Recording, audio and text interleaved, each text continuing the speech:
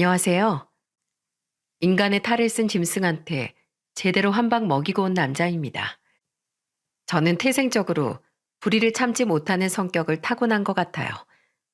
남들은 제가 과거에 태어났으면 독립운동을 했을지도 모른다는 말을 할 정도랍니다.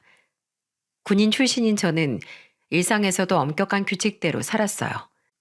하지만 저의 엄격한 잣대에도 막내딸은 늘 어렵기만 했습니다. 아들 둘의 막내딸까지 이남 일녀를 키우면서 가장 어려웠던 게 딸을 키우는 일이었어요. 직업 군인으로 나라도 지켰던 제가 정작 제 딸은 지켜주지 못한 것 같아서 너무 미안할 뿐입니다. 좋은 부모가 된다는 건 어떤 부모일까요? 제 나이 칠순이 되도록 여전히 자식 일에는 아는 게 없는 바보가 된 것 같아요.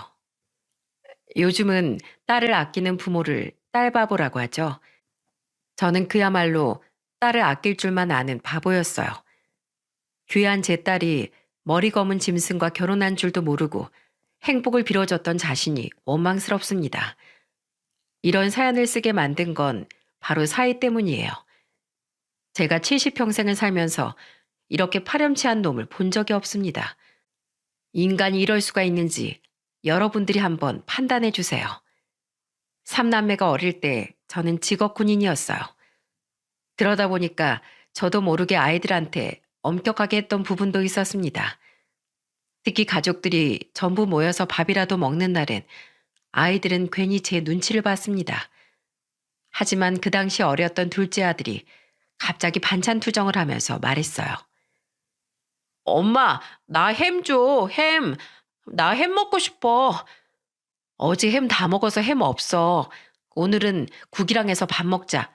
엄마가 저녁에 사다 둘게. 햄 먹고 싶어, 햄. 나 햄 줘. 둘째 아들이 갑자기 반찬 투정을 하면서 떼를 쓰기 시작했어요. 아내는 둘째를 어르고 달래려고 했지만 도무지 아들이 진정하지 않는 겁니다. 그때 저는 둘째 아들 보면서 호통을 치며 말했습니다. 김인호, 밥상머리에서 뭐 하는 거야? 너 그렇게 투정 부릴 거면 거실로 가 있어. 제가 호통을 치면서 말하니까 아들은 급기야 눈물을 터뜨렸어요. 하지만 저는 그 순간에도 밥상머리 교육이 제일 중요하다고 생각했죠. 그래서 저는 그 당시 초등학교 1학년이었던 아들한테 더 단호하게 소리쳤습니다. 너 학교에서도 햄 없다고 울 거야? 가족들 다 있는 밥상에서 뭐 하는 거야? 아빠가 어른들이랑 밥 먹는 자리에서 그러는 거 아니라고 했지? 잘못했어요. 그냥 햄이 먹고 싶었어요. 먹고 싶다고 다 먹을 수 있는 게 아니야. 네가 이렇게 운다고 해서 없는 햄이 나와? 남자는 그런 걸로 울면 안 되는 거야. 네가 그렇게 울기만 하면 네 여동생은 누가 지켜줄 거야? 자꾸 햄만 찾을 거면 너 그냥 밥 먹지 마. 잘못했어요. 안 그럴게요. 한 끼 제대로 먹는 게 얼마나 소중한 건데.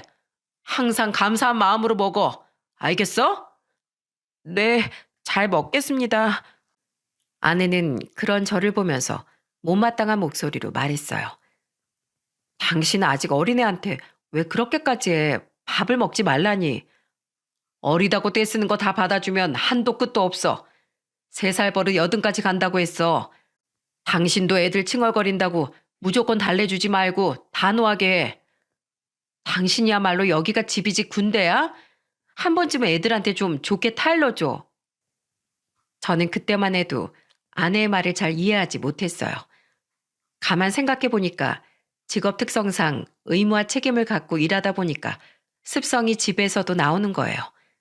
그래서 저도 모르게 삼남매까지도 엄하게 가르치고 있었던 겁니다. 저는 전혀 몰랐다가 아내의 말에 조금씩 깨달았어요. 그래도 첫째는 사춘기가 온 줄도 모르게 지나갔어요. 첫째가 이렇게 착하다 보니 둘째 아들과 막내딸도 바르게 잘 커졌습니다. 특히 막내딸은 전교에서 5등 안에 들 정도로 공부를 잘했어요. 게다가 착하고 배려심까지 깊었던 딸은 반에서 반장도 할 만큼 교우 관계도 좋은 아이였습니다. 그래서 딸 생일에 아내는 딸의 친한 친구들을 초대해 집에서 생일 파티를 해주기도 했어요. 딸의 생일 파티 전날 딸은 신난 목소리로 말했습니다. 엄마, 내일 피자도 시켜줄 거야? 그래, 우리 딸 친구들 오니까 엄마가 시켜줄게. 또 뭐 먹고 싶은 거 없어? 음, 엄마가 해주는 갈비찜? 떡볶이? 그건 네 입맛에만 맛있을 수도 있잖아. 친구들이 맛 없다고 하면 어떡해? 아니야. 저번에 친구들 왔을 때 엄마가 해준 떡볶이 친구들도 다 맛있다고 했어. 그래서 친구들도 엄마 떡볶이 기대하고 있는데. 진짜? 그래, 그럼 엄마가 우리 딸 기 좀 살려줘야겠네. 오랜만에 실력 발휘 좀 해봐야지. 아싸, 신난다. 친구들한테 자랑해야지. 아내는 하나뿐인 막내딸을 위해서 최선을 다했어요. 그때 당시 중학교 3학년이었던 딸이 고등학교 입학 전에 친구들과 좋은 추억을 쌓길 바라는 마음이었어요. 지금이야 집에서 생일 파티하는 게 어색하지만 그때는 같은 아파트에 살거나 같은 반이면 서로 집도 편하게 오고 다녔거든요. 딸은 생일에 친구를 5명 정도 데리고 와서 생일 파티를 했어요. 아내는 한 상을 차려놓고 딸과 친구들을 보면서 말했습니다. 얘들아, 음식 모자라면 말해. 아줌마가 더 준비해 줄게. 아내가 다정한 목소리로 말하자 딸 친구 중에 한 명이 신난 목소리로 말했어요. 잘 먹겠습니다. 떡볶이 너무 맛있어요. 잘 먹어줘서 고마워. 더 먹고 싶으면 언제든 편하게 말해. 딸은 아내의 음식을 감탄하면서 먹는 친구들을 보면서 기뻐했어요. 아내도 딸이 기뻐하는 모습을 보니까 흐뭇해하는 것 같았습니다. 그때 제가 딸한테 신발을 건네면서 말했어요. 자, 효진아, 이건 아빠 선물. 우와, 진짜? 내 선물이야? 그래, 네가 저번에 갖고 싶다고 했던 그 운동화야. 우와, 나 이거 진짜 갖고 싶었는데 우리 반 애들 이 신발 하나씩 다 있어. 그랬어? 아빠가 너무 늦게 사줬네. 잘 신고 다녀. 딸은 선물로 준 신발을 신어보고 이리저리 살펴봤어요. 그리고 친구들한테 신발을 자랑하면서 말했습니다. 이거 봐봐. 나 여기 상표가 조금 다르지? 새로 나온 디자인이야. 우와, 진짜네? 새로 나온 거야? 효진이 좋겠다. 좋겠지? 우리 아빠가 사준 거야. 친구들한테 자랑하는 딸을 보면서 조금 일찍 사줄 걸 후회스러웠어요. 그렇게 딸의 생일 파티가 끝난 날, 저녁에 아내는 큰아들과 작은아들을 보면서 말했습니다. 너희들도 생일 파티 하고 싶어? 하고 싶으면 말해. 아니요. 남자들끼리 무슨 그런 파티를 해요. 효진이 내년에 또 한 번 더 해주세요. 남자애들이라 그런지 아들들은 손살을 쳤어요. 아무래도 딸과 아들은 성향이 많이 다르더라고요. 그래서 저도 아무래도 아들보다는 딸한테 더 신경이 쓰였어요. 10손가락 깨물어서 안 아픈 손가락은 없지만 딸이라 그런지 괜히 걱정이 많았죠. 세상이 험하다 보니까 아무래도 딸이 더 걱정스럽더라고요. 하지만 딸은 저희 부부가 괜히 노심초사하는 것보다 더 훌륭하게 자랐습니다. 서울에 있는 대학에 입학할 정도로 고등학교도 모범생으로 졸업했어요. 금지옥엽 귀한 딸이 대학교 입학 후 연애도 했었어요. 그때 만나던 남자친구가 의대생이었는데 딸한테 정말 헌신적이었죠. 우연히 퇴근하던 길에 누군가 딸을 데려다 주는 걸 보고 저는 깜짝 놀랐어요. 그런데 저랑 눈이 딱 마주친 딸이 저를 보면서 소리쳤던 거예요. 아빠! 효진아. 아빠 지금 퇴근하는 길이야. 친구랑 있었네? 아, 그게 여긴 내 남자친구야. 난생 처음 본 딸의 남자친구를 갑작스럽게 본 순간 심장이 덜컹하는 것 같았습니다. 놀란 표정으로 서 있는 저를 본 딸의 남자친구는 저한테 우렁찬 목소리로 인사하며 말했어요. 안녕하십니까? 저 효진이 남자친구 이정남이라고 합니다. 반갑네. 난 효진이 아빠야. 네, 말씀 많이 들었습니다. 효진이가 구급대원 아버지 자랑스럽다고 말 많이 했었어요. 아, 그랬어? 난 몰랐네. 여긴 효진이 데려다 주려고 온 거야? 저희가 시험 기간인데 오늘 공부가 늦게 끝나서요. 밤길 위험해서 데려다 주려고 왔어요. 그랬구나. 고마워. 우리 효진이 걱정이 많았는데 듬직한 남자친구가 있어서 내가 다 든든하네. 앞으로도 잘 부탁하네. 저는 딸의 남자친구를 보면서 어색한 인사를 나눴어요. 처음 본 딸의 남자친구는 씩씩한 목소리로 인사하는 걸 보니까 그래도 배짱이 있는 사람인 것 같아 다행이긴 했어요. 그날 저는 집에서 딸한테 물었어요. 효진아, 네 남자친구는 전공이 뭐야? 의대생이야. 공부도 잘하고 내가 배울 점도 많아. 얼마나 성실한데. 수업도 매일같이 엄청 열심히 들어. 뭐야, 벌써부터 아빠 앞에서 남자친구 편드는 거야? 쬐금 서운하려고 하네. 남자친구 몇 살이야? 동갑이야. 걱정 마. 공부도 잘하고 우리 둘 다 앞가림도 잘하고 있어. 제가 괜히 서운한 목소리로 말하니까 옆에 있던 아내가 딸을 보며 말했습니다. 여보, 당신이 그렇게 말하면 효진이가 부담스럽지. 젊은 애들끼리 연애하는데 괜한 질투하지 마. 난 그냥 어떤 사람인지 궁금해서 그랬지. 기왕 연애하더라도 우리 딸밖에 없는 사람 만나면 좋잖아. 전화에 하는 연애가 다 저렇지 뭐. 그냥 효진이 편하게 만나게 내버려둬. 아내는 아직 학생인 딸의 연애를 대수롭지 않게 생각했어요. 그저 젊은 시절 지나가는 연애라고 생각한 겁니다. 그래서 저도 그저 딸이 알아서 잘 만나겠거니 생각했어요. 그런데 딸의 연애가 2년쯤 흘러서 25살이 되던 해 딸의 남자친구와 같이 밥을 먹을 자리가 생겼어요. 딸이 먼저 정식으로 남자친구를 소개시켜주고 싶다는 말에 아내와 떨리는 마음으로 약속 장소로 갔죠. 대화도 하면서 밥을 잘 먹고 있는데 딸의 남자친구가 저를 보며 말했습니다. 아버님, 저 효진이랑 결혼하고 싶습니다. 4년 넘게 잘 만나왔어요. 효진이 제가 평생 행복하게 해줄 자신이 있습니다. 저는 갑작스런 딸의 남자친구 말에 너무 당황스러웠어요. 그래서 저는 딸의 남자친구를 보며 말했습니다. 결혼? 갑자기 그게 무슨 소리야? 저 효진이랑 결혼 생각까지 하면서 진지하게 만나고 있어요. 그러니까 저 믿어주십시오. 저 이렇게 보여도 사내 대장부 같은 사람입니다. 지금은 대학생 신분이지만 제가 꼭 열심히 해서 효진이 행복하게 해주고 싶습니다. 내가 지금 무슨 소리를 들은 거야? 자네, 우리 효진이 얼마큼 사랑하나? 말로만 대장부 스타일이라고 하지 말고 구체적으로 말해보게. 저 정말로 영원히 효진이를 행복하게 해줄 자신 있습니다. 평생 효진이 손에 물 한 방울 안 묻히도록 제가 최선을 다할게요. 지금 자네가 하는 말 지키려면 얼마나 열심히 해야 되는지 알지? 지금 이럴 시간이 없어.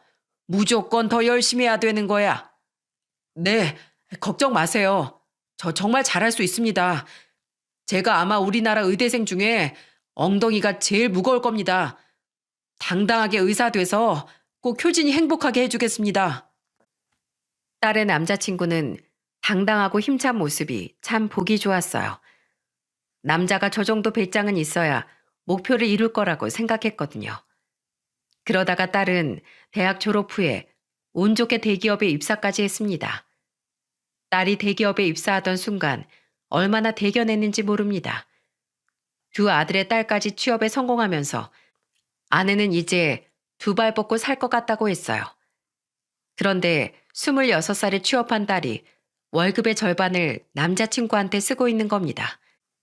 저는 그때 딸을 보며 걱정스럽게 말했어요. 너 대체 월급 관리를 어떻게 하고 있는 거야? 내가 어지간하면 모른 척 하려고 했는데 아빠도 이제 걱정이 되는구나. 그게 사실 남자친구가 아직 자리를 못 잡아서 내가 좀 도와주고 있어. 하필 집도 갑자기 어려워져서 아르바이트 해야 한다고 하는데 어떡해. 괜히 공부에 방해될까 봐 좀 도와주고 싶어서. 뭐? 집이 얼마나 어려워졌길래 그래? 아버지가 편찮으시대. 그래서 일을 그만두셔서 지원받을 수 있는 상황이 아니야. 아빠 걱정 마. 나 정남이랑 하루 이틀 만난 것도 아니고 내가 이렇게 도와줄 만큼 믿어. 우리 5년도 넘었잖아. 그래도 사람 일이라는 게 모르는 건데 너무 그렇게 다 해주고 있는 거 아니야? 아니야. 내가 도와주면 정남이도 그만큼 날 위해서 노력해줘. 그러니까 너무 걱정 마. 그때 딸은 남자친구를 위해서 데이트 비용, 월세, 심지어 관리비까지 전부 다 도와주고 있었어요. 아무리 오래 만났어도 결혼한 사이도 아닌데 딸이 거의 뒷바라지까지 하고 있으니까 괜히 좀 신경 쓰였어요. 하지만 정말 사람 일을 모른다고 하죠. 딸은 정말 7년 정도 연애를 이어오다 결국 결혼까지 하게 됐어요. 극적으로 의사 면허를 취득한 사위는 당당하게 딸과 결혼까지 하게 된 거죠. 저는 과거에 사위가 제 앞에서 당당하게 했던 말처럼 딸을 행복하게 해줄 거라고 믿었어요. 하지만 사위는 결혼 후부터 예상치도 못하게 변한 겁니다. 결혼 후에 딸은 아들을 둘이나 낳고 살았어요. 그런데 사위가 마흔쯤 되니까 점차 변하기 시작했던 거죠. 워낙 속 깊었던 딸이라 저와 아내한테는 일절 말하지 않았어요. 그때는 저도 은퇴하고 아내와 노후를 보낼 때였는데도 딸은 10년간의 결혼 생활 동안 힘든 걸 말하지 않던 겁니다. 그런데 한 번은 딸이 사위도 없이 두 손자를 데리고 집에 왔던 날 큰손자의 말에 깜짝 놀랐어요. 거실에서 두 손자를 보고 앉아 있는데 유치원을 다니던 큰손자가 딸을 보며 엉뚱한 목소리로 말했습니다. 엄마, 어젯밤에 왜 울었어? 무슨 소리야? 엄마가 언제 울었어? 아니야. 엄마 어제 내 방에서 나 자는 거 보다가 울었잖아. 아니야. 엄마가 눈에 뭐가 들어가서 그랬어. 눈에 뭐가 들어갔길래 그랬어? 내가 호호해 줄게. 저는 큰손자의 말에 깜짝 놀랐어요. 큰손자가 거짓말하는 것 같지 않았거든요. 그래서 저는 딸을 보면서 다시 한번 물었습니다. 이게 무슨 소리야? 너 애 앞에서 울었어? 울긴 누가 울어? 아니에요. 밤에 내가 하품해서 그런 거야. 아까 눈에 뭐가 들어간 거라면서 왜 자꾸 말이 달라져? 무슨 일이야? 네 남편이 속 썩히는 거야? 정말 아니야. 그 사람이 그럴 사람이 아니잖아. 애들 키우다 보면 애들 엄마들 자주 울어. 애 보는 게 힘들어서 그렇지. 신경 쓰지 마. 딸이 횡설수설하면서 하는 말에 저는 의심스러웠습니다. 육아휴직을 내고 연년생 두 아들을 키울 때도 딸은 한 번도 힘든 내색을 보이지 않았어요. 그런데 그때는 딸이 무슨 일이라도 있는 듯 어딘가 상심에 잠겨있는 모습을 보이기도 했어요. 그래서 걱정스러운 마음에 딸이 집에 가고 난 후에 사위한테 전화를 걸었습니다. 그런데 사위는 술을 마시고 있었는지 취한 목소리로 전화를 받더군요. 아이고, 장인어른 무슨 일이십니까? 자네 술 마셨나? 지금 시간이 몇 시인데 아직도 술을 마셔. 하루 종일 환자들 본다고 힘들었는데 제가 이 시간에 술도 못 마십니까? 시간이 밤 10시가 넘은 시간인데도 사위는 밖에서 술을 마시고 있는 거예요. 그래서 저는 이해할 수 없는 사위 행동에 단호하게 말했어요. 어린 아들이 둘이나 있는 사람이 이 시간에 밖에서 술을 마시고 있다는 게 말이 되는 거야? 일찍 가서 애들도 보고 집안일도 같이 해줘야지. 아, 그걸 제가 왜 해요? 그런 건 돈 덜 버는 사람이 해야죠. 제가 집에 벌어온 돈이 얼만 줄이나 아세요? 뭐야? 자네 지금 그게 무슨 말인가? 부부 사이에 그런 걸 따지면 어떡하나? 이렇게 무책임한 사람이었어? 저도 힘들어서 그럽니다. 힘들어서. 잔소리 말고 얼른 집으로 가. 자네 12시 전까지도 집에 도착 안 했으면 내가 가만 안 둘 거야. 저는 처음으로 사위한테 큰 소리를 쳤습니다. 솔직히 부부 사이에 저런 식으로 급을 나누듯 말하는 게 말이 됩니까? 부부는 서로 힘을 합쳐서 가정을 꾸려가야 하는데 저런 식으로 말하면 죽도 밥도 안 된다고 생각했습니다. 사위한테 충격받은 마음을 어디에도 털어놓을 길이 없었어요. 딸은 숨기고 싶어 하는데 제가 일부러 말을 꺼내기도 어렵더라고요. 그런데 다음 날 딸한테 한 통의 전화가 걸려온 겁니다. 딸은 미안한 목소리로 저한테 해명을 하려고 했어요.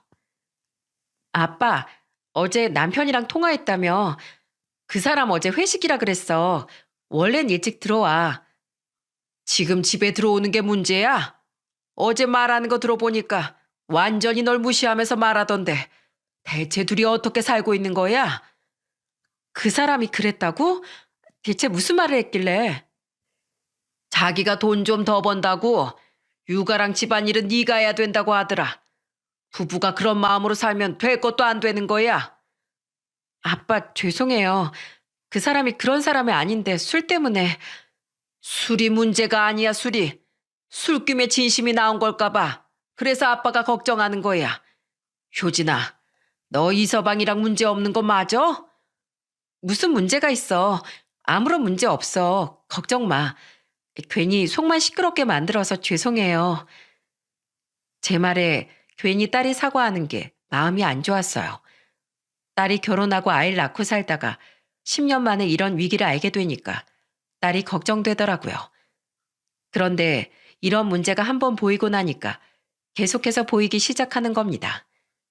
한 번은 아내 생일에 딸과 사위, 손자들이 왔던 적이 있었어요. 딸이 사위와 같이 왔는데 사위가 오자마자 거실에 누워버리는 겁니다. 그러더니 너무 자연스럽게 딸을 보며 소리쳤어요. 여보, 밥은 언제 먹어? 배고픈데 뭐라도 간단하게 미리 좀 줘봐.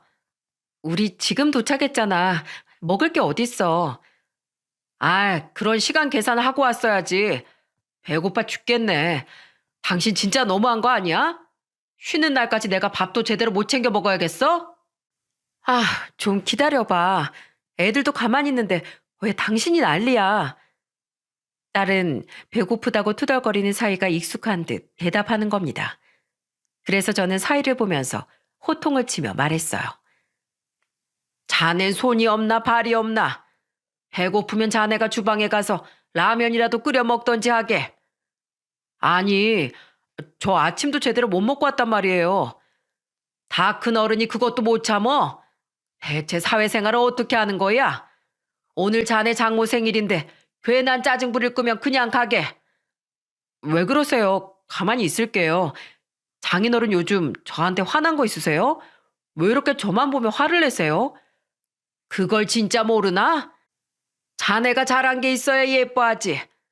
배고프다고 처가에서 투덜거린 사위 뭐가 예쁘다고 좋은 소리를 해줘. 그래도 의사 사이 대접 좀 해주세요. 그놈의 의사 사이가 뭐가 대수라고 나한테 대접을 바라나. 대접받고 싶으면 병원에서 살아. 자네가 지금 이 집에 의사로 온 게 아니라 사위로 온 거야. 자네부터 사위 노릇 좀 해. 그리고 나도 앉아있는데 자네가 뭐라고 거실에 누워있어? 당장 일어나. 제가 호통을 치면서 말하니까 사위도 그제야 똑바로 앉고 고개를 푹 숙이더라고요.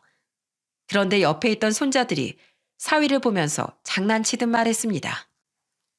아빠 할아버지한테 혼났다. 혼났어. 아빠도 잘못했으니까 손 들고 서 있을 거야?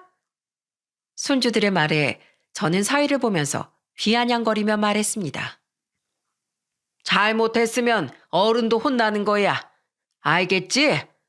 할아버지가 예전에 군인이었어. 잘못하면 할아버지한테 아빠도 홍군형 날 거야. 우와, 할아버지 짱 멋있어요. 여기 막 총도 있어요. 손자들은 거실에 있던 군인 시절 저의 사진을 보며 감탄했어요. 그제야 사이가 놀란 듯한 표정으로 손자들을 돌보기 시작했습니다. 사람이 미운 털 한번 박히면 끝까지 밉다고 하죠. 하지만 사위는 미운 놈이 미운 짓만 골라 하기 시작했어요. 그날 딸이 아내를 주려고 목걸이를 가져왔는데 사위 놈이 그걸 보더니 놀란 목소리로 말하는 겁니다. 와, 장모님, 여자는 목이랑 손을 보면 나이가 보인다고 하는데 목에 주름이 자글자글 하시네요. 뭐? 내 목주름을 말하는 건가? 나도 나이가 있으니까 당연히 주름이 있지. 하나도 없는 게 이상한 거 아닌가? 그런 주름은 남편들이 알아서 관리하라고 카드도 주고 그러는 건데 아버님이 그런 걸 못 하시나 봐요. 에휴, 젊었을 때 관리 시작했어야 하는데 좋은 날 다 갔네요. 사위가 장모한테 이게 할 소리입니까? 게다가 말을 꼭 저 들으라는 듯 이상하게 하는 사위를 보고 저는 깜짝 놀랐습니다. 그때 저는 사위를 보고 한마디 했어요. 자넨 꼭 그렇게 말해야 되는 건가? 그러는 자네도 지금부터 우리 딸한테 피부과 보내고 있어? 네? 저야 알아서 할게요. 제 아내는 워낙 관리 안 해도 멀쩡해요. 자넨 환자들 진료할 때도 말을 호떡 뒤집듯이 막 바꾸나? 어쩜 1분 전에 한 말을 이런 식으로 뒤집어? 신뢰가 가는 게 단 하나도 없어. 사람이 말하기 전에 3번은 생각을 하고 말해야 할 거 아니야. 사람이 잘 배웠는지 아닌진 말에서 다 티가 나는 거야. 항상 말 조심해. 아버님, 매번 저한테만 그러세요. 사위는 끝까지 억울하다는 듯 말했어요. 저는 그런 사위 행동들이 점점 거슬리기 시작했어요. 딸은 이미 그런 사위를 포기한 듯 보였습니다. 저는 딸이 혼자 있을 때 조심스럽게 다가가 물었어요. 효진아, 너 이서방이랑 무슨 문제 있지? 가만 보니까 너희 잘 안 맞는 게 있는 것 같은데 대체 어떤 거야? 그 사람이 일하느라 바빠서 그래요. 걱정 마세요. 정말 별일 없어요. 별일 없는 게 아닌 표정이라 그래. 정말 괜찮아요, 아빠. 내가 알아서 할게. 지쳐 보이는 딸의 표정에 가슴이 아팠습니다. 그래도 똑똑한 딸이니까 정말 알아서 잘 해결할 거라고 믿었어요. 하지만 그 이후에 더 큰 문제가 딸을 뒤흔들기 시작한 겁니다. 딸은 정말 가정에 누구보다 충실했어요. 다니던 회사도 포기하지 않고 육아 일을 다 해내던 딸이었습니다. 그런데 어느 날 딸이 울면서 아내한테 전화를 한 거예요. 딸은 힘든 일이 있었는지 서럽게 울면서 말했어요. 엄마, 어떡해? 나 너무 힘들어. 뭐야, 효진아, 너 무슨 일이야? 저는 놀란 아내 목소리에 전화기를 스피커로 설정하고 같이 받았습니다. 그런데 그때 딸이 아내 목소리를 듣자마자 슬픈 목소리로 말했어요. 엄마, 나 유방암이래. 어떡해? 너무 무서워. 뭐? 유방암이라고? 아니, 갑자기 그게 무슨 소리야? 겨드랑이 쪽에 멍울이 잡혀서 병원에서 검사 받아봤는데 나 유방암이래. 나 어떡하면 좋아? 효진아, 아직 젊은 네가 무슨 그런 병에 걸린 거야? 이게 무슨 일이야 대체? 이서방은 알아? 아니, 아직 몰라. 이서방도 많이 놀랄 텐데 어떡하니? 그래도 네 남편이 의사잖아. 괜찮아. 걱정하지 마. 아내는 불안에 떠는 딸을 다독였어요. 하지만 딸은 겁을 잔뜩 먹고 울고 있었어요. 그래도 저와 아내는 사위가 의사니까 방법을 찾을 거라고 믿었습니다. 하지만 힘든 상황에 사람의 본색이 나타난다고 하지 않습니까? 그때 저는 상상도 못할 사위의 실체를 마주하게 된 겁니다. 그 후 딸은 수술 날짜를 잡고 병원에서 회복 중이었어요. 수술 후에도 항암 치료와 방사선 치료를 받아야 한다고 하는 겁니다. 그래서 저는 아내와 같이 딸의 병원으로 가서 정확한 상태를 보려고 했어요. 그런데 딸의 병실 앞에서 저와 아내는 딸과 사위의 다투는 듯한 대화 소리를 듣게 됐습니다. 사위는 딸한테 언성을 높이면서 소리치고 있더라고요. 그러니까 건강관리는 알아서 했어야지. 이게 무슨 민폐야? 안 그래도 바빠 죽겠는 사람을 자꾸 오라가라 해야겠어? 당신이 어떻게 나한테 그럴 수가 있어? 당신 전문의 따기 전에 집안 어려워져서 내가 뒷바라지했어. 당신 그 자리 갈 수 있게 밀어준 사람이 나라고. 내가 당신 월세 관리비 내줄 때 나한테 뭐라고 했는지 기억은 나? 그때 당신 나한테 늙어 죽을 때까지 행복하게 해준다고 했었어. 근데 당신이 어떻게 나한테 그럴 수가 있어? 그때는 당신이 이렇게 아플 줄 몰랐지. 그러니까 누가 아프래? 그리고 어지간하면 좀 씻어. 냄새 나서 같이 못 있겠네. 내 체면도 좀 생각해야지. 의사들끼리 한 다리 건너면 다 아는 사이인데 당신이 이렇게 거지처럼 있으면 내가 뭐가 되냐? 아파도 뭐 좀 찍어 발라봐. 지금 여자가 아니라 그냥 환자 같아. 오늘 내일 하는 환자 같다고. 당신 의료사고 났을 때도 내가 옆에서 얼마나 고생했는지 알기나 해? 피해자 보호자한테 무릎 꿇고 빌기까지 했어. 당신 진짜 천벌 받을 거야. 나 절대 당신 용서 못해. 사위와 딸의 대화에 정말 기겁했습니다. 이게 말이 됩니까? 아픈 딸한테 폭언을 하고 있는 사위한테 분노가 치솟았어요. 그래서 저는 병실 문을 벌컥 열면서 소리쳤습니다.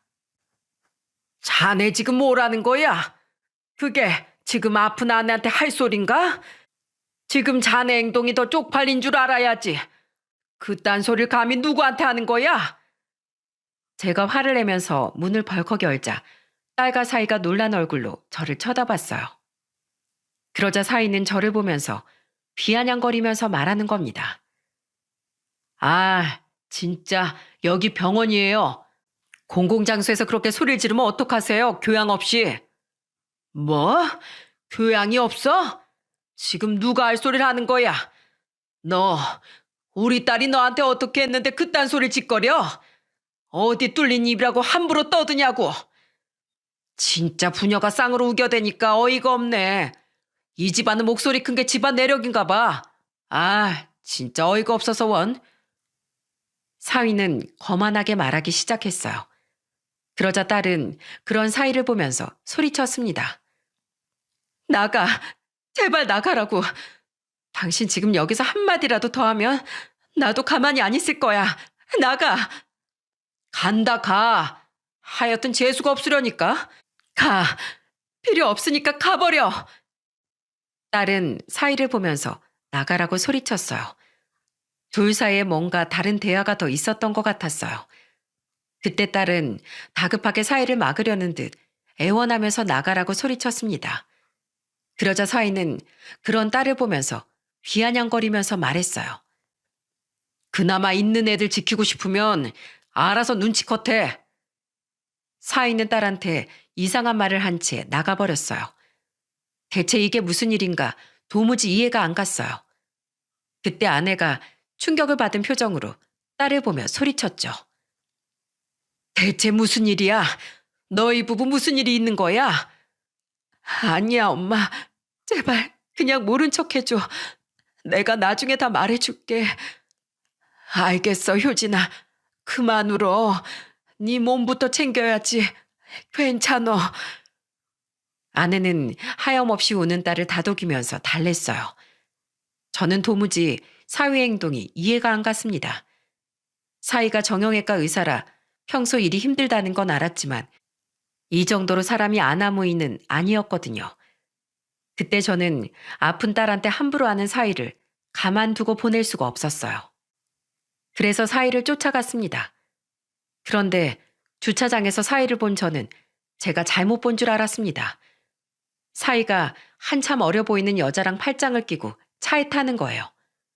말도 안 되는 상황을 두 눈으로 본 저는 사위한테 달려가서 멱살을 잡았습니다. 야, 이 자식아. 지금 마누라가 아픈데 바람을 피고 있어? 네가 그러고도 사람이야? 네가 인간이냐고. 장인어른, 이거 놔요. 놓으시라고요. 내가 이걸 놓게 생겼어? 너 언제부터야? 언제부터 이런 거야? 네가 이러고 다니니까 우리 딸이 병이 난 거잖아. 이거 놓으세요. 어차피 위자료 주면 끝인데 여기까지 질질 끌고 온 게 당신 딸이라고요. 짐승만도 못한 사위는 제 손을 떨쳐내면서 소리쳤습니다. 그러더니 사위는 어이없는 말을 내뱉기 시작했어요. 난 진작에 여자 같지도 않다고 이혼하자고 했다고요. 이제 항암치료 시작하면 머리도 숭숭 빠질 텐데 그런 여자랑 어떻게 살아요? 어차피 바람 폈다고 간통으로 쳐넣지도 못할 텐데 뭐하러 이혼 못 해준다고 버티는지 원 딸한테 가서 물어보세요. 아시겠어요? 그리고 더 험한 꼴 보기 전에 순순히 이혼하는 게 애들 위하는 거라고 하세요. 이놈의 자식이 네가 그러고도 잘 살 것 같아?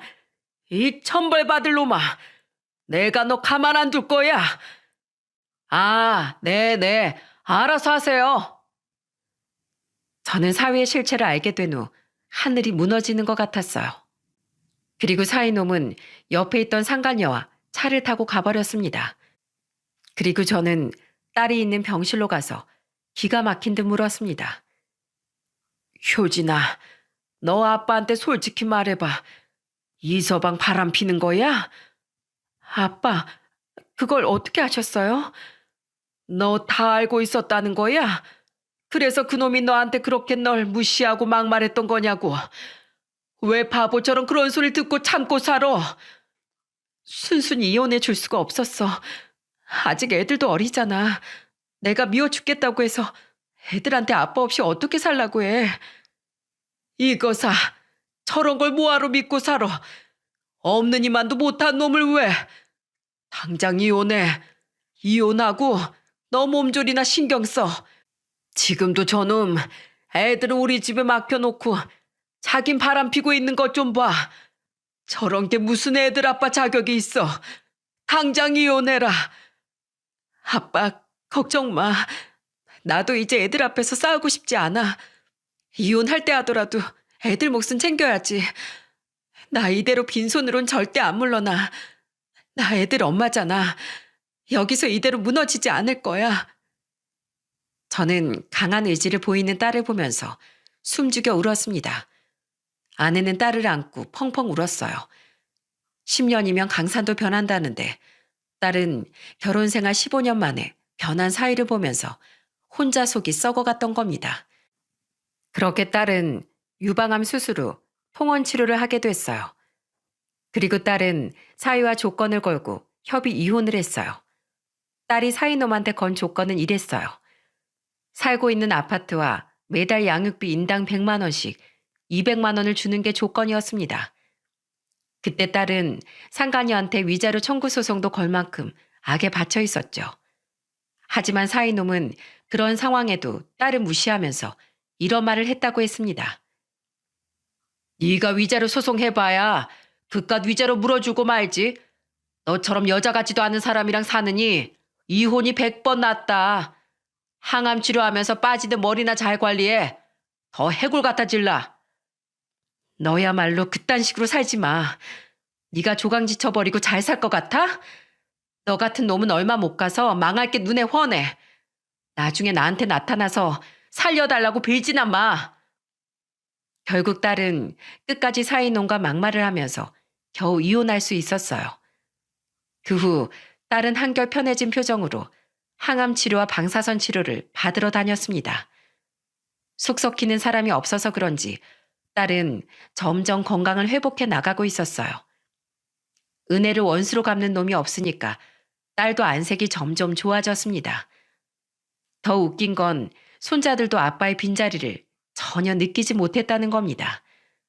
오죽하면 원래 아빠가 없던 애들 같았다니까요. 그때만 해도 저는 건선징악을 믿고 있었습니다. 그래서 아픈 딸을 두고 바람난 사이놈이 분명 하는 일마다 족족 망하고 있을 거라고 생각했죠. 하지만 딸이 이혼한 지 1년 후 저는 군대 동기였던 친한 친구한테 충격적인 소리를 듣게 된 겁니다. 상근아, 네 사위가 정형외과 의사였지?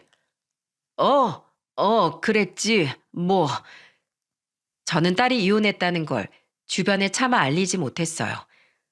굳이 좋은 일도 아닌데 알려야 하나 싶더라고요. 그런데 그때 친구가 저한테 말하는 겁니다. 얼마 전에 허리 아파서 병원 갔더니 네 사위 개원했더라. 네 딸 효진이 결혼식 때 키 크고 훤칠해서 내가 제대로 기억하고 있었어.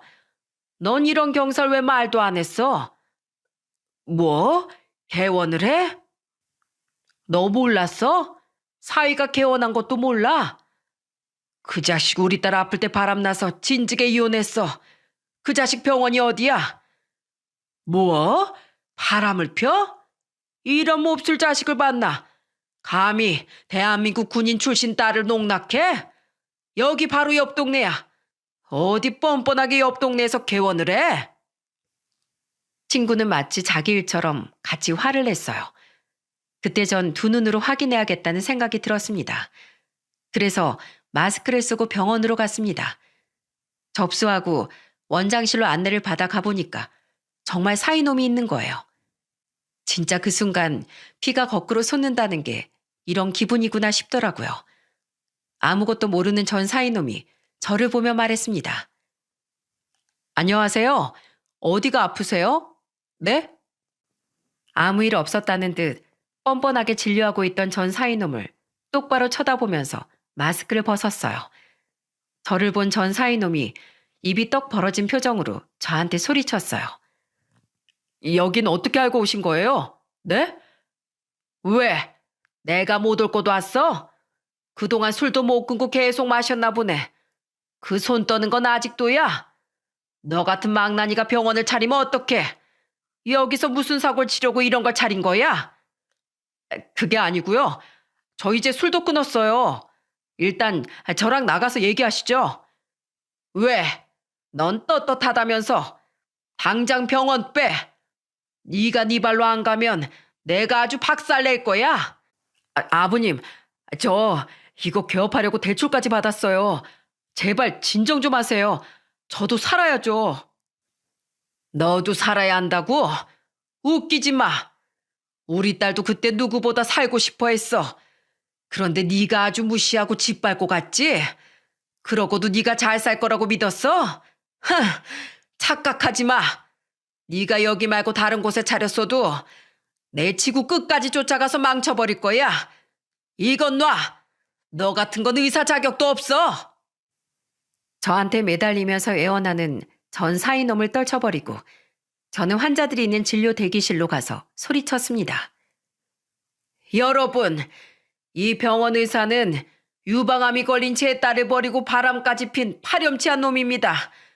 게다가 알코올 중독 때문에 아직도 수전증이 심해요. 그런 사람한테 진료받고 싶으십니까?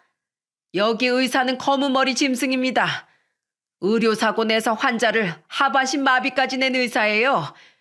제 말 못 믿으시겠으면 지금 제 휴대폰을 한번 봐주세요. 저는 휴대폰에 사이놈이 의료사고를 내서 지역 신문에 났던 기사를 보여줬어요. 환자가 하반신 마비가 된 큰 사건이라 지역 신문에 대대적으로 나왔거든요.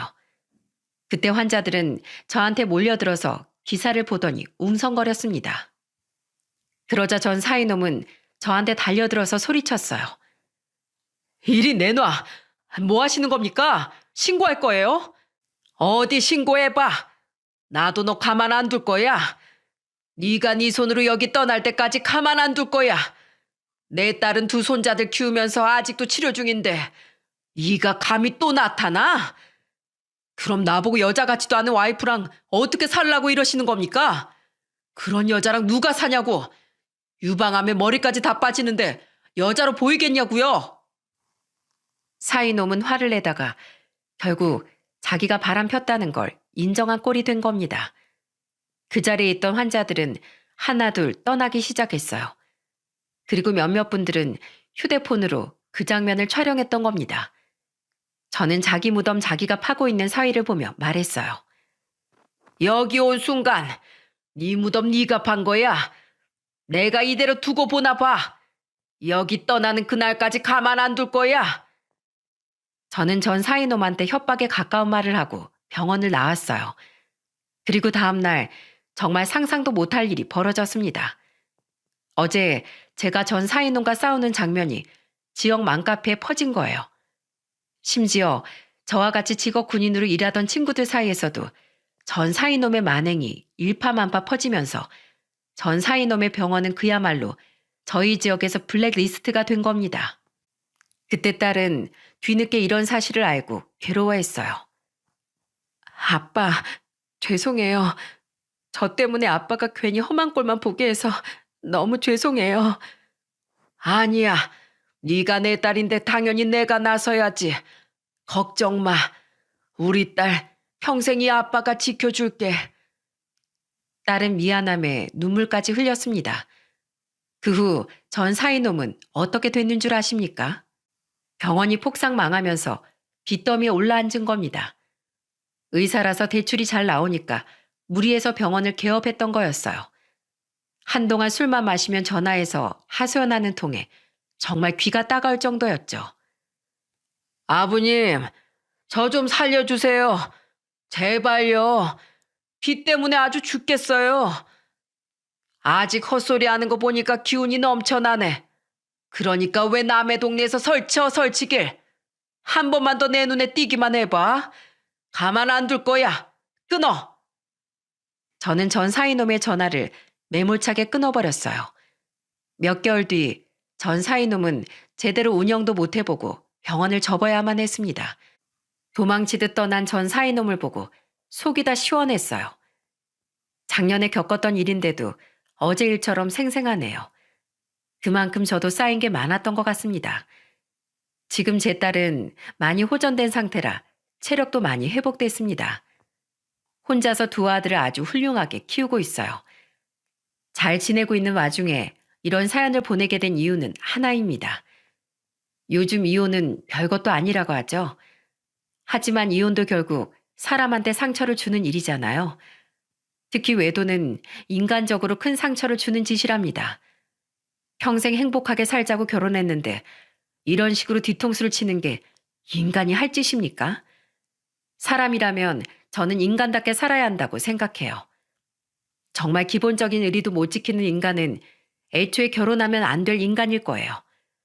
제 딸이 이혼 후에도 가슴앓이 했던 기억이 떠오르면 저도 가슴이 미어집니다. 제2의 인생을 살겠다고 결혼을 결심했다면 꼭 의리 있게 살았으면 좋겠어요. 제 긴 사연 들어주셔서 정말 감사드려요. 손주들과 딸이 잘 살 수 있도록 따뜻한 응원의 한마디 부탁드릴게요.